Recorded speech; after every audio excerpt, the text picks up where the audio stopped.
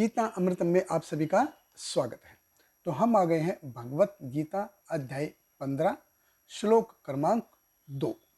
तो पिछले श्लोक में हमने देखा कि भगवान ने बताया कि ये भौतिक जगत की जो संकल्पना है ये किससे दी है।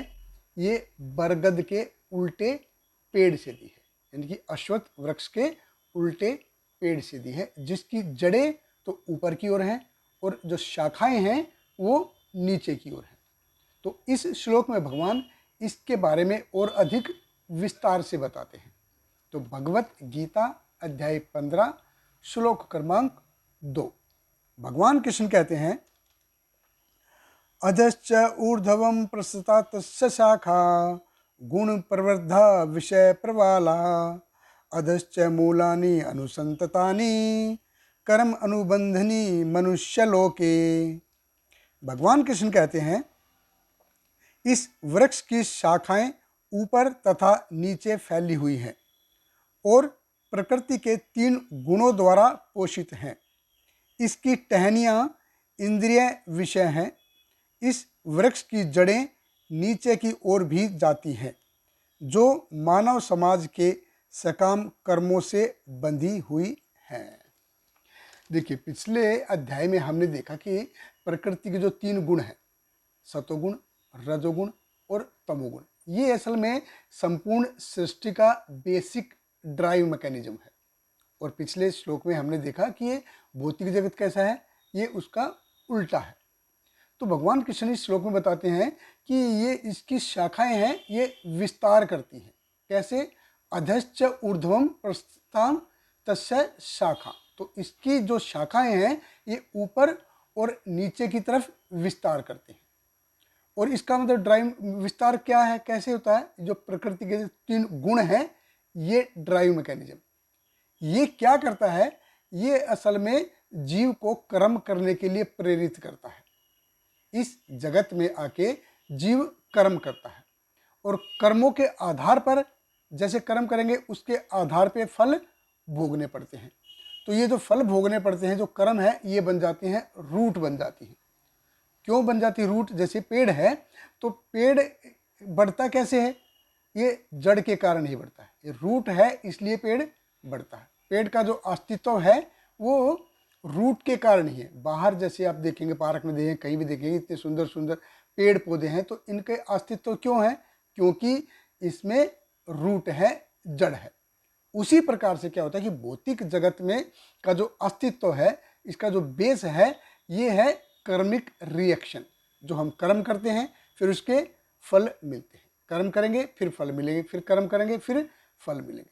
तो व्यक्ति क्या है, जीव क्या है, भोग इच्छा के लिए अपने लिए कर्म करता है। और कर्मों की जो डेफिनेशन है, जो परिभाषा है, क्या है? कर्म की परिभाषा है अपूर्णस्य निज पूर्थास्ते चेष्टा है कर्म इति। तो हर एक व्यक्ति क्या है, अपूर्ण है।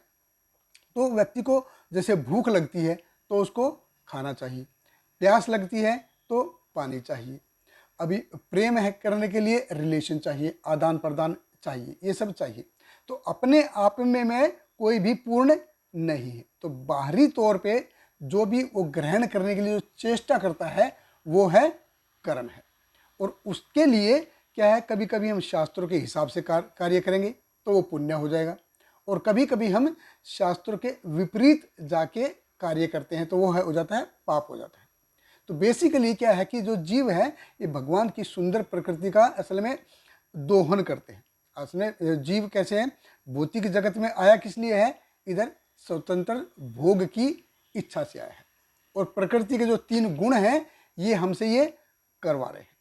जैसे गाड़ी आगे चलती है तो उसका बेस जैसे क्या होता है, उसको फ्यूल मिल गया, जैसे डीजल हो गया, पेट्रोल हो गया, या CNG हो गया। आजकल तो इलेक्ट्रिक भी है, बैटरी से है, वो मिल गया उसको, उसका ड्राइव मैकेनिज्म हो गया, मिल गया। तो फ्यूल मिल गया, ड्राइव मैकेनिज्म हो गया, तो वो गाड़ी आगे बढ़ेगी। उसी प्रकार से क्या है कि कर्म है, और कर्मों के साथ साथ गुण भी आ गए। अभी कर्मों की श्रृंखला होगी और उसके हिसाब से हमको अलग अलग अलग भोग भोगने पड़ेंगे, चाहे वो अभी सतोगुण के हिसाब से हो, या रजोगुण में आके हो, या तमोगुण के आके हो। तो उसके हिसाब से व्यक्ति को ये कर्मों के फल भोगने पड़ेंगे। इसलिए भगवान कृष्ण कहते हैं अधश्च मूलानि अनुसंततानि कर्म अनुबंधनी मनुष्य लोके। तो जीव जो है कर्मों की श्रृंखला से इधर बंध जाता है। जैसे पेड़ है, तो पेड़ किसके साथ अटैच है?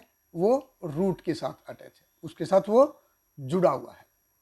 ऐसे ही जीव कर्म और कर्म फल के साथ जुड़ा हुआ है। जैसे लोहा होता है ना, वो चुंबक के साथ ऐसे चिपक जाता है, जुड़ जाता है, ऐसे जुड़े हुए हैं।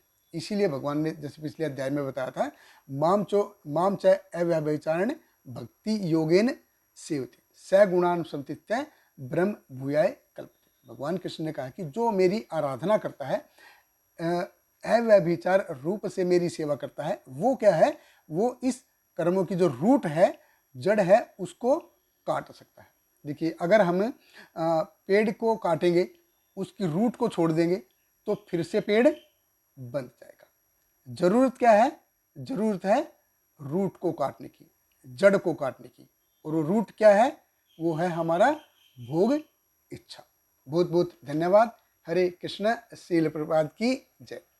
हरे कृष्णा कृष्ण कृष्ण हरे हरे, हरे राम